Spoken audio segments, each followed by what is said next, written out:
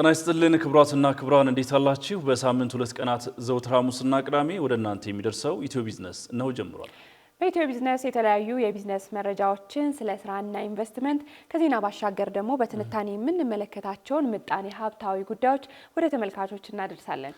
በዛሬ የሐሙስ የኢትዮ ቢዝነስ መረጃዎቻችንም የነዳጅ አቅርቦትን የተመለከተ የኢትዮጵያ ፖስታ አገልግሎትና እንዲሁም ደግሞ የሀገራችን የኢንሹራንስ ኢንዱስትሪውን የተመለከቱ መረጃዎች እናደርሳቸዋለን። በእውነትና በዝርዝር መረጃዎቻችን ደግሞ የቴክሃፍ አልሙኒየም ፋብሪካ፣ የአቢሲኒያ ባንክ የሎተሪ ዕጣ እንዲሁም በዝርዝር የአርቲፊሻል ኢንተለጀንስ በፋይናንስ ዘርፍ ላይ ስላለው ሚና ወደ ተመልካቾች የምናደርሳቸው መረጃዎች ይሆናሉ። ተመልካቾቻችን ቃልኪዳን ታደሰና ጥላሁን አያሌው አብረናችኋለን። አብራችሁን ቆዩ። ተመልካቾች በቅድሚያ ነዳጅን ወደ ተመለከተ መረጃ እናልፋለን። ቃል እንደሚታወቀው በመካከለኛው ምስራቅ ተከስቶ የነበረው ጦርነት የናፍጣ ነዳጅ አቅርቦትን መጠን በእጅጉ ቀንሶት እንደነበር ይታወሳል። አዎ፣ በትላንትናው ቀን ግን የገንዘብ ሚኒስተሩ አቶ አህመድ ሺዴ በሰጡት መግለጫ ወደ ቀድሞ መጠን መመለሱን አስታውቀዋል። የናፍጣ አቅርቦት በድጋሚ ወደ 9 ሚሊዮን ሊትር ከፍ እንዲልም መወሰኑን በመግለጫቸው ተናግረዋል። በጦርነቱ ምክንያት በቀን 9 ሚሊዮን ሊትር የነበረው የናፍጣ አቅርቦት በግማሽ ቀንሶ 4.5 ሚሊዮን ሊትር ብቻ እንዲቀርብ ተደርጎ እንደነበር ሚኒስተሩ አስታውሰዋል።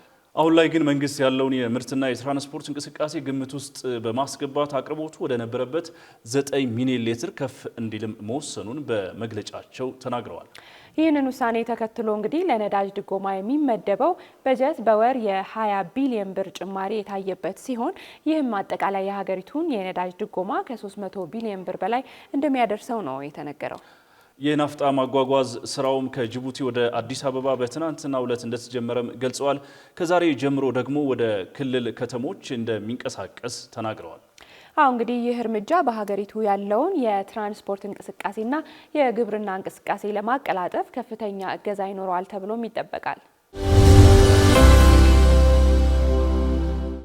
ቀጣዩ መረጃችን የኢንሹራንስ ዘርፉን ይመለከታል። የኢንሹራንስ ዘርፉን ለውጭ ኩባንያዎች ክፍት ለማድረግና ራሱን የቻለ ገለልተኛ ተቆጣጣሪ ለማቋቋም ያለመ ረቂቅ አዋጅ መዘጋጀቱን ሰምተናል። ኢንሹራንስ ኩባንያዎች ከብሔራዊ ባንክ ቁጥጥር ውጪ በገለልተኛ ኮሚሽን ወይም ባለስልጣን እንዲተዳደሩ ለዓመታት ጥያቄ ሲያቀርቡ እንደነበር ይታወሳል። ይህንን ጥያቄ ምላሽ የሚሰጥ ደግሞ ረቂቅ አዋጅ ስለመሰናዳቱ ሰምተናል። አዋጁ በዝቅተኛ ደረጃ ላይ የሚገኘው የኢትዮጵያ የኢንሹራንስ ዘርፍ እንደሚያሻሽለውም ይጠበቃል። ኢትዮጵያ የፋይናንስ ሴክተሩን ለውጭ ተዋናዮች ክፍት ማድረጓ ይታወሳል። ቃል እንግዲህ ይህንን ተከትሎ የሀገሪቱ የኢንሹራንስ ዘርፍም ለውጭ ተቋማት እንዲከፈት ምክረ ሀሳብ ሲቀርብ እንደነበርም እናስታውሳለን። ይህ አዲሱ የኢንሹራንስ ረቂቅ አዋጅም ኢንዱስትሪውን ለውጭ ኩባንያዎች ክፍት ለማድረግ የሚያስችሉ ድንጋጌዎችን አካቷል ነው የተባለው። ተመልካቾች በዚህ ጉዳይ ላይ በቀጣይ ሳምንት የዘርፉ ባለሙያ በመጋበዝ ዝርዝር ትንታኔና ሀሳብ የምናሰጥበት ይሆናል። ከወዲሁ ለመጠቆም እንወዳለን። ቀጥለናል ተመልካቾቻችን። የኢትዮጵያ ፖስታን ወደ ተመለከተው መረጃችን እንላለን። ቃል እንግዲህ ይህ መረጃችን የኢትዮጵያ ፖስታ አገልግሎት ድርጅት በዓለም አቀፍ መድረክ የፈጣን መልእክት አገልግሎት የ2025 የጥራት ምዘና ተሸላሚ ስለመሆኑ ሰምተናል።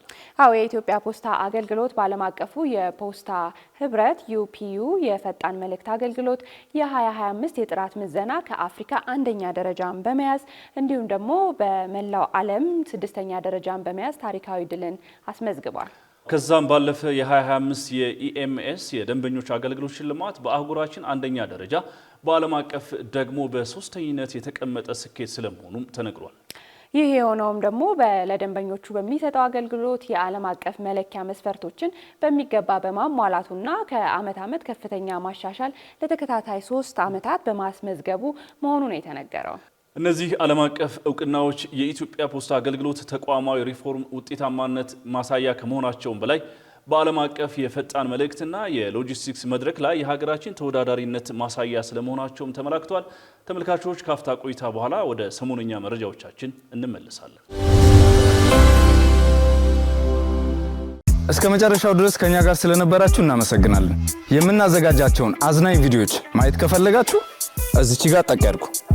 ሰብስክራይብ የሚለውን ደግሞ እዚህ ጋር ጠቅ ማድረግ እንዳትረሱ። በቀጣይ ቪዲዮ እንገናኝ።